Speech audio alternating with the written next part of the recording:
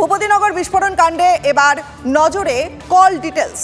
বিস্ফোরণে মৃত্যু হয়েছিল রাজকুমার মান্না সহ আরও দুজনের। এবার তাদের কল ডিটেলসে নজর তদন্তকারীদের।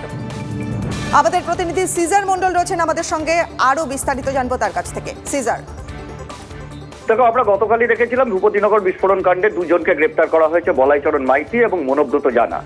এই দুজনের ক্ষেত্রে গতকালই এনআইএ তাদের বিবৃতি জানিয়েছিল এই বিস্ফোরণের সঙ্গে তাদের সরাসরি যোগ রয়েছে এবং সেই যোগ প্রমাণ করতে এনআইএর সব থেকে বড় হাতিয়ার হচ্ছে তাদের কল ডিটেলস।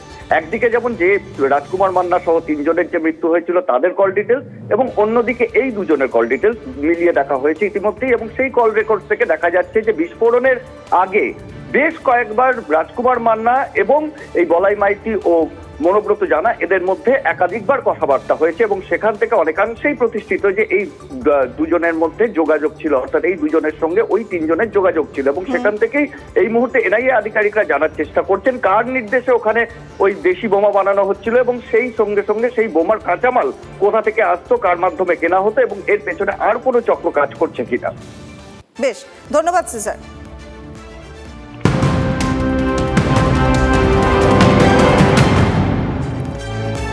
ইডি এনআইএর পর এবার বাধার মুখে সিআইএসএফ ও সেন্ট্রাল আইবি। আসানসোলের কয়লার ডিপোয় হানা দেওয়ার সময় বাধার মুখে পড়তে হলো কেন্দ্রীয় বাহিনীর জওয়ানদের। জামুরিয়া থানায় লিখিত অভিযোগ দায়ের করেছে সেন্ট্রাল আইবি ও সিআইএসএফ। টহলদারির সময় দুটি কয়লা ভর্তি ট্রাক্টরকে ধাওয়া করলে সেগুলি আসানসোলের ওই ডিপোয় ঢুকে যায়। সেখানে গিয়ে কয়লার কাগজপত্র দেখতে চাইলে ডিপো কর্তৃপক্ষ কোনো নথি দেখাতে পারেনি বলে অভিযোগ কেন্দ্রীয় সংস্থার আধিকারিকদের।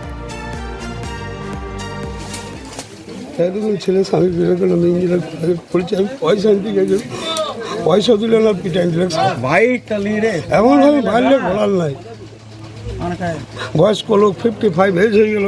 কতজনকে মারধর করেছে? 7-8 জনকে মারধর করেছে। তারা কি হসপিটালে ভর্তি আছে? হসপিটালে বলছে একজন ভর্তি আছে। গতকাল ঠিক রাত্রি 11:15 নাগাদ এখানে একটা ক্যালকাটা পুলিশের লোগো লাগা গাড়ি আসে। সেই গাড়িতে 3 জন ব্যক্তি সিভিল ড্রেসে ছিলেন। তারা নামার পর দরজা যে ফ্যাক্টরির যে গেট, সেই গেটকে ভেঙে ওনারা ভিতরে প্রবেশ করার পর যে গাড়ি দুটো দাঁড়িয়েছিল সেই গাড়ি দুটো ড্রাইভারদেরকে মারধর করে এবং টাকা পয়সা ডিমান্ড করে।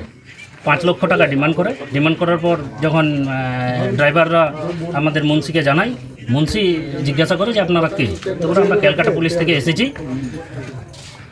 আপনি আসুন এই দিকে, 5 লাখ টাকা লাগবে। আমরা যেটা জানতে পারলাম পুলিশের কাছ থেকে যে এনারা কোনো লোকাল পুলিশকে রিকুইজিশন দেয়নি।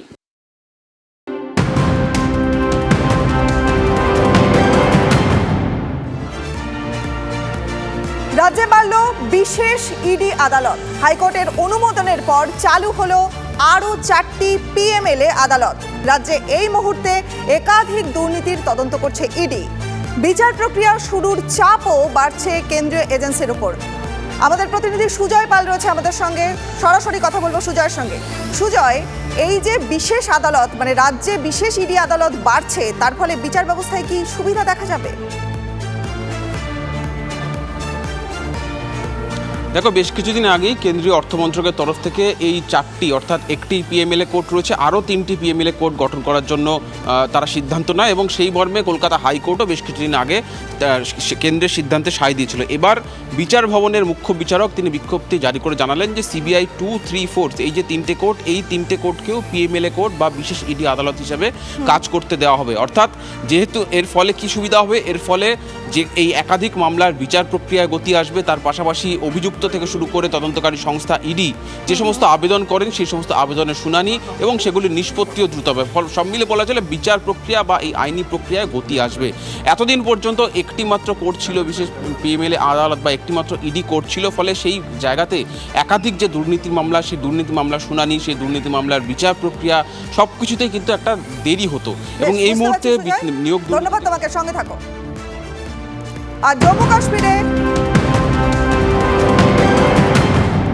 কাশ্মীরে ভোটে লড়বেন পিডিপি নেত্রী মেহবুবা মুফতি। অনন্তনাগ রাজৌরি লোকসভা কেন্দ্রের প্রার্থী মেহবুবা মুফতি গতকালই প্রার্থী তালিকা প্রকাশ করেছে পিডিপি।